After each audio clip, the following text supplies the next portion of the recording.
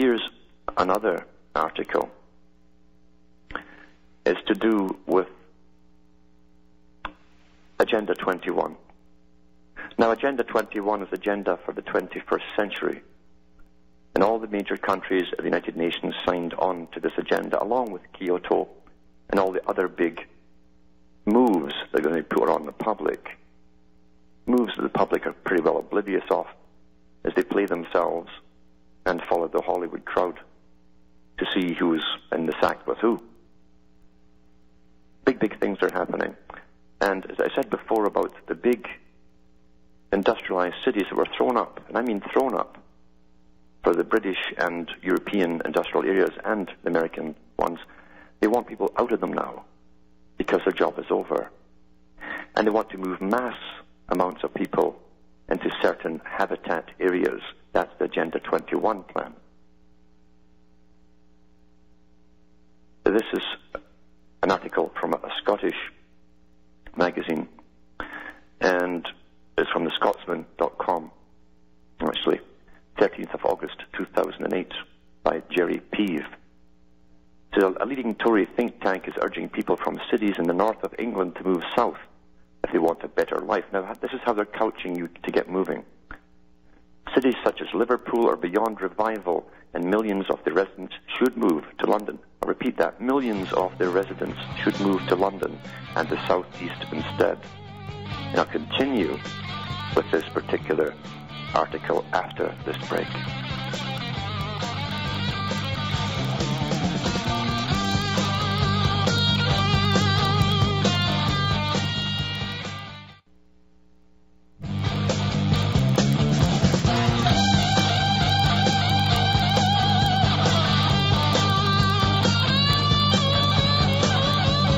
Hi folks, I'm Alan Watt, and this is Cutting Through the Matrix.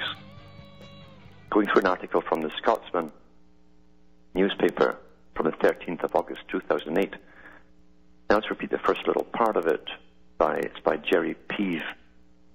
Now, a leading Tory think tank. It's a big think tank. Think tanks are used to create a public opinion, basically. They give us their talk, we parrot it, and that becomes our opinion.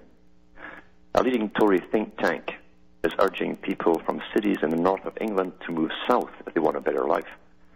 Cities such as Liverpool are beyond revival. It's an old industrial city, and millions of the residents should move to London and the southeast instead. The Policy Exchange think tank, its policy is a big one, claims today in a report. It says the conclusion will prove controversial and is untimely as the Tory leader David Cameron starts a tour of regional cities today to try to win over sceptical voters.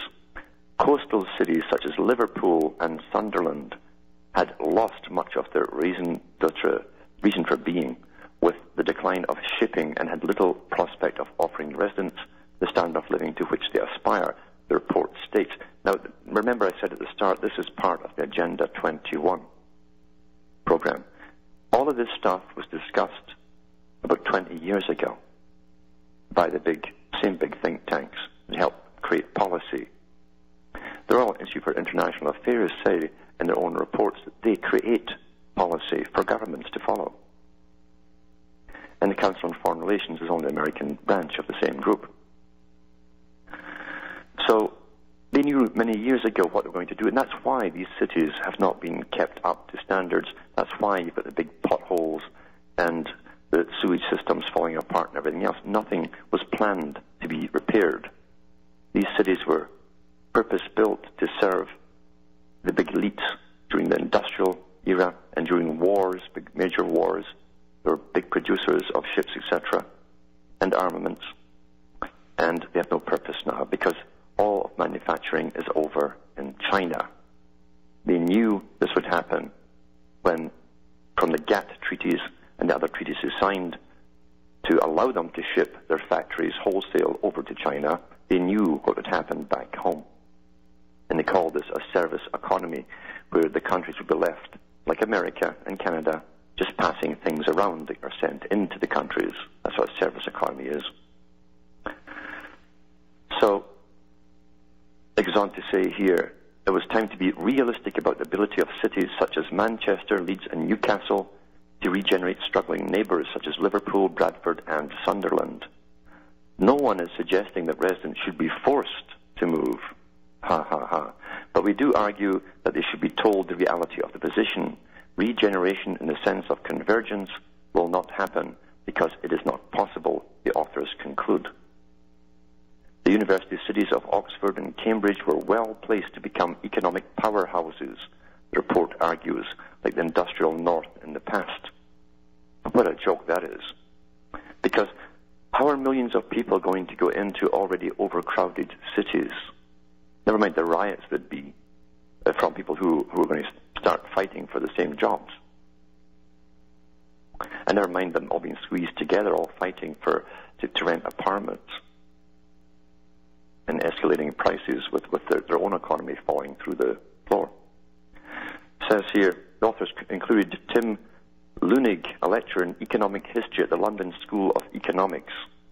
Very important institution, the London School of Economics, because their job was to train the left wing that would fight in the dialectical process, but it actually was set up by Oxford, the London School of Economics.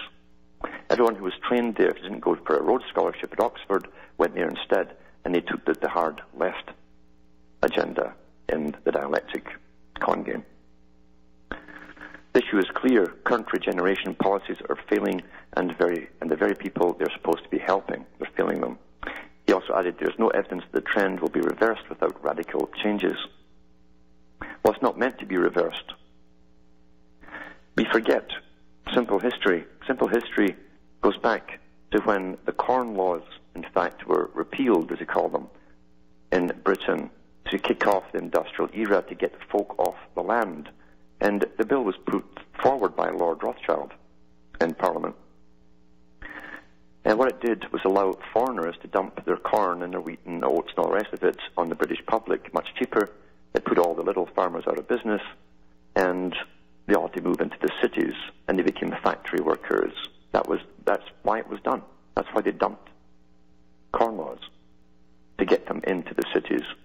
And these cities were thrown up, these row houses and so on, were just thrown up. People were squeezed into them, and they lived one hellish existence, working 16 hours a day, sometimes 18 hours a day. 16 was normal. They even had discussions in the late 1800s, early 1900s, about giving them time off or shorter working hours. And the elite were so worried that if the short working hours, they might start talking with each other and complaining and protesting. Big, big debates about this. You don't trust the public, you see. The public have a function, and that's to serve them and their agenda. And therefore, we're seeing this start of what they're not mentioning here, which is Agenda 21. That's the policy for Agenda 21. And we're going to see a lot more of this across the whole Western world, and Canada, and the States as well. I've already mentioned that in Canada, especially in places like Ontario, they're going to double, maybe quadruple the taxes to get people off the land, to get them moving into the cities from the rural areas. Agenda 21. Read it up. It's a massive document. Back with more after this break.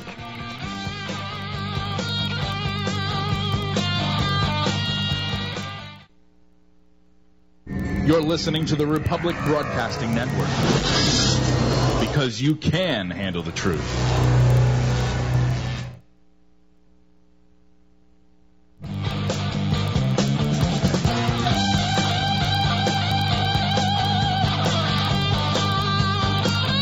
Hi folks, I'm Alan Watt, and this is Cutting Through the Matrix.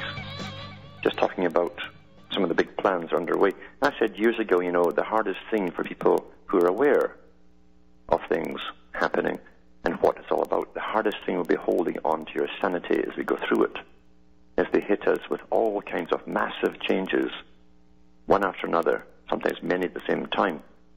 And this was mentioned by H.G. Wells in his book, Shape of Things to Come, where this scientific elite that creates the new world system and living in their big ivory towers have the mob down below who actually asked them and begged them to stop the changes. They had nothing that was normal to hang on to anymore. And there's always new changes coming along, because this whole evolution religion is based upon having challenges to